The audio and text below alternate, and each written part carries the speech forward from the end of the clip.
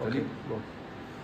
سامعین پوائنٹ کیا اجمل جامی دنیا ویلاگس میں اپنے نعرہ مستانہ کے ساتھ آپ سے مخاطب ہے. کل جب عمران خان صاحب سے ملاقات ہوئی تو اپنے ویلاگ کے ذریعے اس کی تفصیلات آپ تک پہنچائیں, جس کے بعد ان گنت صحافی دوستوں کی یا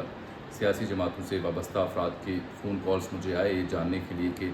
فلاں موضوع پر انہوں نے کیا کہا اور کیا انہوں نے فلاں بات بھی کہی تھی یا نہیں کہی, کیونکہ سوشل میڈیا کی ویب سائٹس کے ذریعے اور مختلف ویلاگس کے ذریعے کچھ ایسی باتیں ایٹریبیوٹ ہوئیں جو میں نے تو وہاں وٹنس نہیں کی تھی. تو مناسب سمجھا کہ عمران خان سے ہوئی ملاقات کے بعد جو تشنگی رہ گئی ہے کنفیوژن کی وجہ سے یا مس ایٹریبیوشن کی وجہ سے, اس کو واضح کیا جائے بینگ اے جرنلسٹ. سب سے بڑی بات تو پوچھی جا رہی تھی کہ کیا خان صاحب نے آپ کے ساتھ ہوئی ملاقات میں یہ کہا کہ ہم ان کو سرپرائز دیں گے, اور اس کو ایٹریبیوٹ کیا گیا رانا ثنا کی پریس کانفرنس اور جیل میں مبینہ طور پر جو کچھ خواتین کے ساتھ ہو رہا ہے اس کا حوالہ دیا جا رہا تھا سرپرائز میں, کہ پروبیبلی دیٹس اے سرپرائز, جو کہ گورنمنٹ سائڈ پہ اس کو اس طرح سے پورٹری کیا گیا, quoting some anchors and journalist who were there in meeting. So honestly speaking surprise کا لفظ انہوں نے عمران خان صاحب نے ملاقات میں کہ میں نے سرپرائز دوں گا, میرے ہوتے ہوئے میں تو شروع سے لے کے اینڈ تک رہا, سرپرائز اس طرح کا انہوں نے بالکل نہیں کہا. ہاں, عمران خان اپنی ملاقات میں جو پکڑ دھکڑ ہو رہی ہے, جو خواتین کے ساتھ سلوک رکھا جا رہا ہے, اس کے اوپر رنجیدہ تھے, تحفظات کا اظہار کر رہے تھے اور مذمت اس کی کر رہے تھے. But any thing like that کہ سرپرائز نہیں, ایسی کوئی بات انہوں نے ہماری موجودگی میں نہیں کہی اور نہ میں نے سنی ہے. دوسری بات یہ پوچھی جا رہی ہے کہ جی کیا یہ سچ ہے کہ انہوں نے کہا کہ جب 9 مئی کا واقعہ آیا تو یہ پلان تھا کہ کس نے کہاں جانا ہے. نہیں, ایسی بات بھی انہوں نے نہیں کہی, بلکہ اٹ واز مائی کیوری کہ آپ نے 9 مئی کے واقعات کی بھرپور مذمت کیوں نہ کی. آپ نے یہ کیوں نہ کہا کہ جی جو لوگ ملوث ہیں, چاہے میرا اس سے کوئی ذاتی تعلق ہے, میری پارٹی سے کوئی شخص ہے, بھانجا ہے, بھتیجا ہے, اس کو قرار واقعی سزا ملنی چاہیے. اور تیسرا سوال تھا کہ آپ وہاں پہ جناح ہاؤس کیوں نہیں گئے اب پھول پیش کرنے اور تقریب پیش کرنے. تو اس کے یہ گفتگو ضرور ہوئی تھی, لیکن یہ ان سے منسوب کرنا کہ جنہوں نے یہ کہا ہے ملاقات میں کہ پلان تھا کہاں کہاں جانا ہے, نہیں, یہ انہوں نے نہیں کہا. البتہ ایک چیز انہوں نے ضرور کہی تھی, جب حسان نیازی کا میں نے ذکر کیا کہ اگر آپ سمجھتے ہیں کہ یہ سب سازش تھی, تو حسان نیازی جس طرح سے کورٹ مانڈر ہاؤس کے سامنے ایک ویڈیو ان سے منسوب دیکھنے کو ملتی ہے, ایک یونیفارم کو لہرا رہا ہے, تو میں نے ان سے پوچھا تھا یہ پھر کاہے کی سازش ہے, تو انہوں نے کہا یہ غلط کیا, اس نے ایسا اسے نہیں کرنا چاہیے تھا. ایک جملہ انہوں نے ضرور کہا تھا کہ موب جب نکلتا ہے موب کی شکل میں تو اسے کنٹرول کرنا مشکل ہو جاتا ہے. تیسرا, کچھ دوست پوچھ رہے تھے کہ کیا وہ ڈرائنگ روم میں نہیں ملے, باہر جو انٹرنس پہ چھوٹی سی جگہ بیٹھنے کی برآمدہ ٹائپ وہاں ملے ہیں, تو کیا کوئی ڈیوائس کا خدشہ تھا انہیں. خان صاحب نے یہ ضرور کہا تھا کہ جی میرے پاس تو فون بھی نہیں ہے, سہولیات اس طرح سے نہیں ہے, کمیونیکیشن کی زوم میٹنگ بھی بند ہو جاتی ہے, انٹرنیٹ یہاں نہیں چلتا. تو پرابیبلی ایک امپیکٹ یہ تھا کہ if he sitting outside تو for the sake of privacy and security. لیکن وہ برملا یہ کہنا کہ جو ان کے گھر میں کچھ چیزیں لگی ہوئی ہیں, میرے کان میں یہ بات نہیں سنی. البتہ یہ تاثر ضرور تھا کہ وہ پرائیویسی اور سیکیورٹی کی وجہ سیفٹی وجہ سے باہر بیٹھے ہوئے. چوتھا, میں نے ذکر کیا تھا کہ شیرین مزاری اور فواد چودھری کا انہوں نے کہا کہ دکھ ہوا, اور عمران اسماعیل کا, علی زیدی کا بھی. تو کئی دوستوں نے سوال پوچھا کہ اسد عمر کا نام انہوں نے کیوں نہیں لیا, یا اسد عمر سے انہیں کیوں دکھ نہیں ہوا.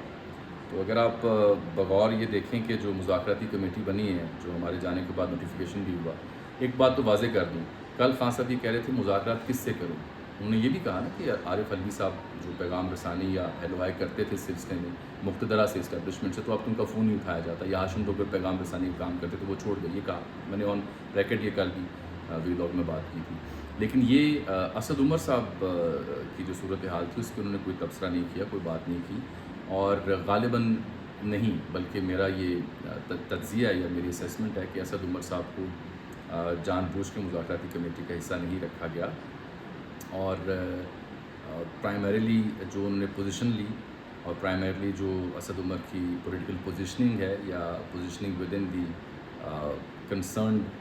جو ہمارے ادارے ہوتے ہیں, شاید اس کی وجہ سے تھوڑا انوائڈ ہیں ان سے عمران خان صاحب. اور دوسرا, اگر میں یہ کہوں کہ پرابیبلی جو انہوں نے کل شاہ محمود قریشی کا نام لیا, اسد کا نام نہیں لیا, اس کی ایک ریزن یہ بھی ہو سکتی ہے کہ وہ شاید سمجھتے ہوں کہ یہ ان کی ریپلیسمنٹ ہیں سوٹیبل فار جو با اختیار و طاقتور حلقے ہیں. تو یہ ریزن ہو سکتی ہے اسد عمر کی. مذاکراتی کمیٹی میں کتنی سنجیدگی ہے, آئی تھنک یہ آپٹکس کی گیم ہے, اور آپٹکس کے لیے کمیٹی بنی ہے, کیونکہ اکثر لوگ تو اس میں سے ہیں ہی نہیں, اویلیبل نہیں ہیں, یا اندر ہیں یا غائب ہیں. تو مذاکرات یہ کب کس سے کریں گے. یہ تو خان صاحب خود کہہ رہے تھے میں کس سے مذاکرات کروں، سیاسی لوگوں سے وہ کہتے ہیں میں بات نہیں کر سکتا کیونکہ ان کی حیثیت نہیں ہے، اور جہاں بات کرنا چاہتے ہیں وہاں فون اٹھایا نہیں جاتا۔ تیسری بات اہم یہ ہے کہ